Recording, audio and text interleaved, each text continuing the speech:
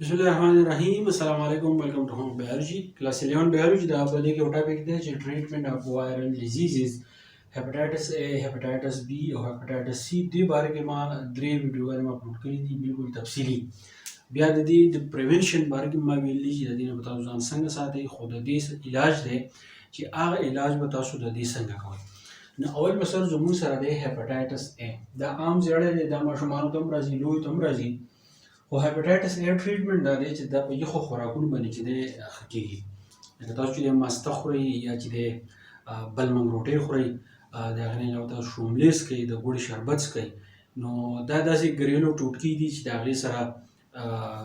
جسم چې دی هغه برابري مطلب دا دی چې کله تاسو د یخ خوراکونه وخورئ نو په دې خوراکونو کې چې دی کیمیکلز وغیره نه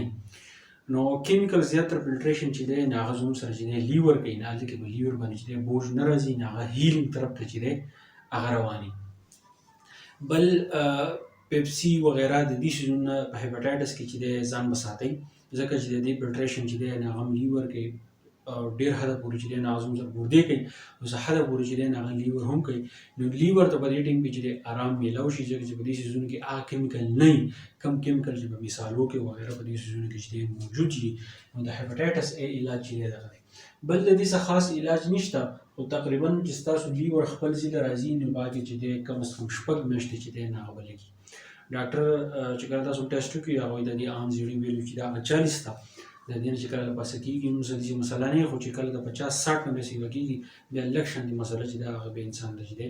جوړوي نو په دغه وخت کې علاج دا دی چې ډاکټر تاسو ته کوم میډیکیشن د دې سپیسیفیک علاج نشته څنګه چې ما وویل خو که پرس که ولیکي درته کیمیګولې وغیره دا چې وي نو باقي چې دی ځان وساتئ خو اکثر داسې مریضان پکې وي چې د دې ویلي بزرګاو کې راشي چې کله بزرګاو کې راشي نو بیا پکې دا خطر چې دا هیپاټایټس A چې دی بیا هیپاټایټس B ته بدلېږي نو چې کله هیپاټایټس A دا ویلي په دغه بزرګاو کې په 1000 کې راشي نو دې کې بیا دا چیلي چې مسله چې بیا خطرناک وي او مریض چې دی نه هغه بیا په هسپتال کې چې دی اډمټ کول غواړي ډریپونه وغیره طاقت وغیره ډول ورکوي چې لیور چې دی هغه زر ته زر خپل ځای ته راشي بیا زموږ سره هیپاټایټس B دی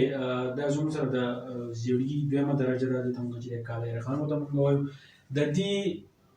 ډېر زیات خطرناک دی په دې کې چې کومې ټیبلېټ استعمالېږي انټیکیور ټینوفوور او ایډیفوور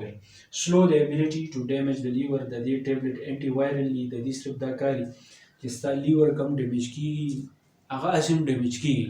خو دا چې وکړي چې د دې وایرس چې کم ملا ده د وایرس د ملا چې دا ماته کړي نو چې کوم لیور ستا ډیمیج کېږي نو هغه بیا چې رو ډیمیج کېږي نو په دې وخت کې د هیلینګ چې دی نو هغه سره عمر رواني هیلینګ چې دی هغه ډیمیج کېدو باندې چې دی ضرور شي نو هیپاټایټس B کې چې دی دا شیونه چې دی ورکوي بیا هیپاټایټس C دی نو هیپاټایټس C لپاره چې کوم ډرګ استعمالېږي هغې ته موږ DAA وایو ډایرکټ اکټینګ انټي وایرل ټیبلېټ د DAA سره ډایرکټ اکټینګ انټي وایرل ټیبلېټ ډایرکټ چې دی په دې کې ښه تیز ګولې ورکوي چې د وایرس مړ کولو لپاره د وایرس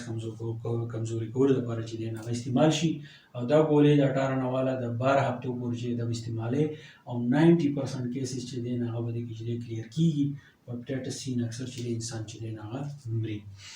نو د دې پریونشن باره کې ما ویلي د ټریټمنټ باره کې دغه او په دې چې خو د دې ټریټمنټ باندې ډېر وخت لیکچر اپلوډ کېدی شي خو ستاسو په بک کې چې کوم یو دي د هغې په لیول چې کوم یو دي نو هغه ته ما ووایي نور ملګرو سره ضرور شیر کړئ چې چاته چې دې څه فایده ورسېږي په دې بیا هر یو لیکچر دی او انشاءالله تاسو ته په نیکسټ لیکچر کې کوم ټینګ